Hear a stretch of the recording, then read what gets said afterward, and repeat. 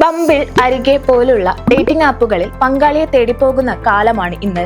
Online ലോകത്ത് പങ്കാളിയെ തിരഞ്ഞെടുക്കുന്നവർക്ക് മുട്ടൻ പണി കിട്ടാൻ സാധ്യത കൂടുതലാണ്. സൈബർ ലോകത്ത് മറ്റൊരു തട്ടിപ്പിന്റെ കഥയാണ് ഇപ്പോൾ എത്തുന്നത്. അടുത്തിടെ ബാംഗ്ലൂരുവിൽ ഒരു പോലീസുകാരൻ ഡേറ്റിംഗ് ആപ്പിൽ ഇണയെ തേടി പോയപ്പോൾ 28 ലക്ഷം രൂപയാണ് പോക്കറ്റിൽ നിന്ന് പോയത്. സമാനമായി വെഞ്ഞാർമൂടിൽ ഒരു യുവാവിന്റെ കയ്യിലുണ്ടായിരുന്ന സ്വർണവും പണവും പോയിരുന്നു. ഈ രണ്ട് സംഭവങ്ങൾ രണ്ടിടങ്ങളിലാണെങ്കിലും ഇത് ചെന്നെത്തുന്നത് ഒരേ ക്ലൈമാക്സിലേക്കാണ്.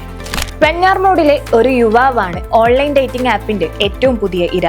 ഓൺലൈൻ ഡേറ്റിംഗ് ആപ്പിലൂടെ സൗഹൃദം സ്ഥാപിച്ച യുവാവിനെ കാണാൻ പോയതായിരുന്നു. എന്നാൽ അവിടെ കാത്തിരുന്നത് പെൺകുട്ടി ആയിരുന്നില്ല, ഒരു സംഘം തട്ടിപ്പുകാരായിരുന്നു.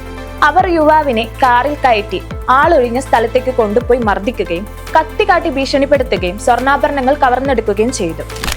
സംഭവിച്ച നാണക്കേട് കാരണം ആദ്യം സ്വർണം മോഷ്ടിച്ചെന്ന പേരിൽ പരാതി നൽകിയെങ്കിലും പോലീസ് ചോദ്യം ചെയ്തപ്പോൾ മാത്രമാണ് ഡേറ്റിംഗ് ആപ്പ് കഥ പുറത്തറിയുന്നത്. ഡേറ്റിംഗ് ആപ്പുകളും സോഷ്യൽ മീഡിയ പ്ലാറ്റ്ഫോമുകളും ഇന്ന് വൻ തട്ടിപ്പ് കേന്ദ്രങ്ങളായിരിക്കുകയാണ്. ലവേഴ്സ് വേൾഡ് ഡേറ്റിംഗ് കമ്പനി എന്നൊരു കമ്പനിയുടെ പരസ്യം കണ്ട് കുഴിയിൽ ചാടിയതാകട്ടെ ഒരു പോലീസുകാരൻ. ഈ പോലീസ് ഉദ്യോഗസ്ഥന് ഒരു മാസത്തിനുള്ളിൽ നഷ്ടമായത് 28.2 ലക്ഷം രൂപയാണ്. ഓൺലൈനിൽ ഇണയെ തേടി തുടങ്ങിയ ഇദ്ദേഹത്തിന് പല കാരണങ്ങൾ പറഞ്ഞ് പണം ചോദിച്ച് കോളുകൾ വന്നുകൊണ്ടിരുന്നു. അവസാനം സുഹൃത്തുക്കളിൽ നിന്നും വായ്പ എടുത്ത് നൽകിയ പണം വരെ ഇദ്ദേഹത്തിന് നഷ്ടമായി. ഇന്നത്തെ കാലത്ത് സൈബർ ലോകത്തിൽ ഒളിഞ്ഞിരിക്കുന്നത് ചതിക്കുഴികളാണ്.